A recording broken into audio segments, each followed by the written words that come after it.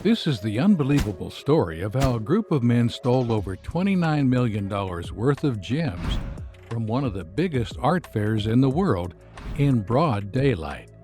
Make sure to stick around to the end of this video as I unveil why even the best detectives have still not been able to solve this case to this day.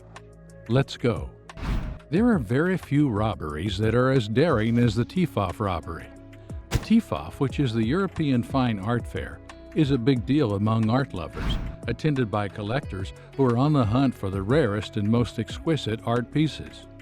It's easy to see why people would want to rob it, but the fact that it was actually robbed proved that people have guts. So let's say this is a story about guts. For proper context, art fairs are very common. They're a dime a dozen, and it's easy to find one that carries pieces that any regular person would find interesting. However, the commonness of art fairs has resulted in the commonness of lousy substandard art pieces. Many of these art fairs carry just about anything that even remotely resembles art, but those things do not appeal to core art lovers. That's why they go to TEFAF. TEFAF always offers some of the world's most exquisite art pieces, from ancient Japanese samurai armor to medieval astronomical instruments, and some of the rarest jewels in the world. It's pretty obvious that the robbers knew about this, hence their decision to rob it. However, the reason I said this robbery was daring was because it was done in broad daylight. Art lovers were milling around the MECC, the Maastricht Exhibition and Congress Center, on 28 June 2022, when a group of probably 4 men decided to do more than just browse the options. It was about 11 a.m. at the time, and the men were apparently well dressed, so nobody suspected anything until one of them drew out a gun and another a sledgehammer. The fair had just opened when this happened, and while the guy with the gun stole some unspecified items from a stand, the guy with the sledgehammer went for bigger things. He smashed a glass-lined booth that contained some symbolic and chase jewelry, and if you don't know that name, all you need to know is that they are super high-end jewelers. There wasn't much finesse or style to the theft. They didn't work camera angles or try to jimmy locks. They just went the straightforward way in broad daylight, smashing things instead of opening them like gentlemen. That said, from the content of their bounty, it's obvious they had put some thought into it.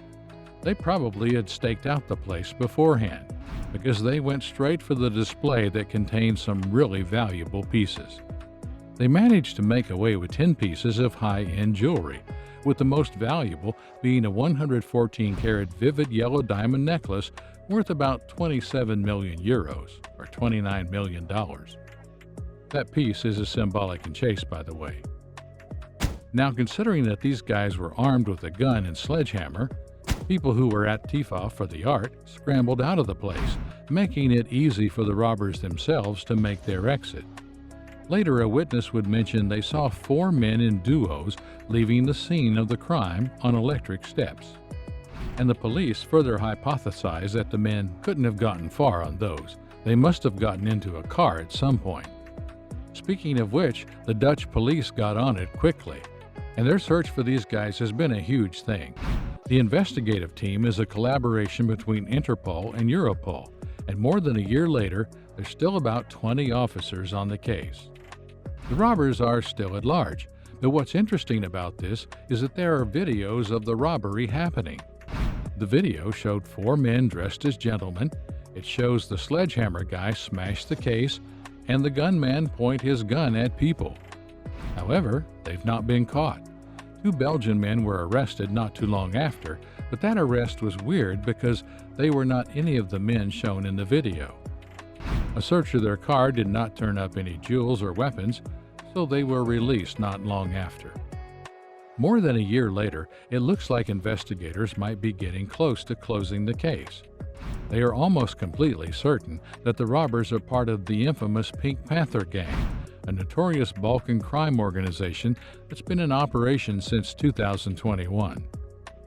Interestingly, almost immediately after the robbery, Arthur Brand, a popular Dutch detective known for recovering stolen artworks and antiquities, mentioned that it had to be connected to the Pink Panthers.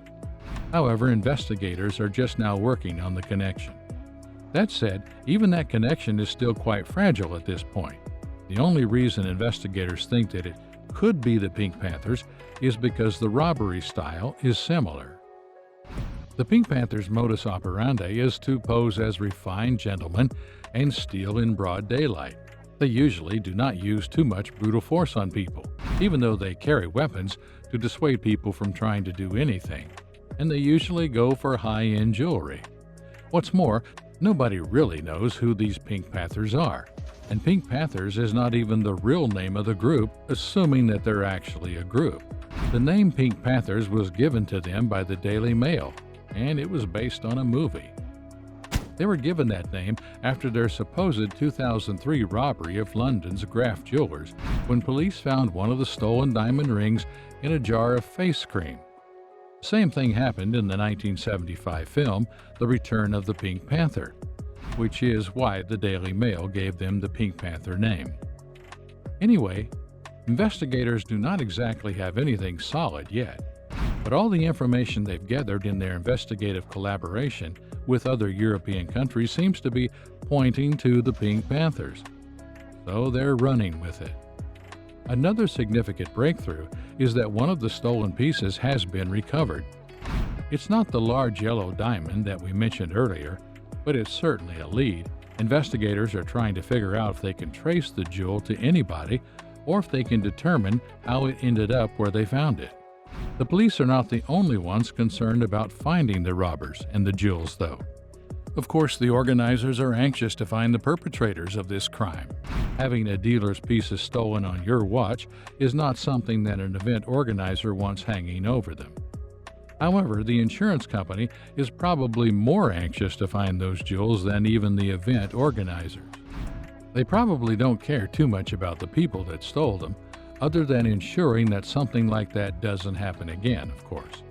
But the jewels are enough of a concern that they're offering 500,000 euros, about 530,000 US dollars, reward to anyone who has any type of information on the whereabouts of the stolen jewelry. However, chances of those jewels being recovered are pretty slim. Jewel theft is not exactly a peculiar thing, and the black market for them is huge and thriving. Considering that the jewels were stolen more than a year ago, chances that they are still somehow recoverable are really slim. And even if they were recovered, it wouldn't be easy to trace them back to the people who stole them. That said, investigators know to never say never. After all, stolen art pieces and jewels have been recovered years later. So this whole story is quite interesting. But something that is probably more interesting is the fact that TEFAF was still held this year and was very well attended. Where some other event organizers might have been worried about holding the same event a year later, TEFAF organizers refused to be cowed by the past robbery. So they opened their doors to anyone brave enough to attend the event a year after the robbery had happened. And wouldn't you know it, art dealers actually participated in this year's event, displaying their pieces of art, jewelry, and antiques.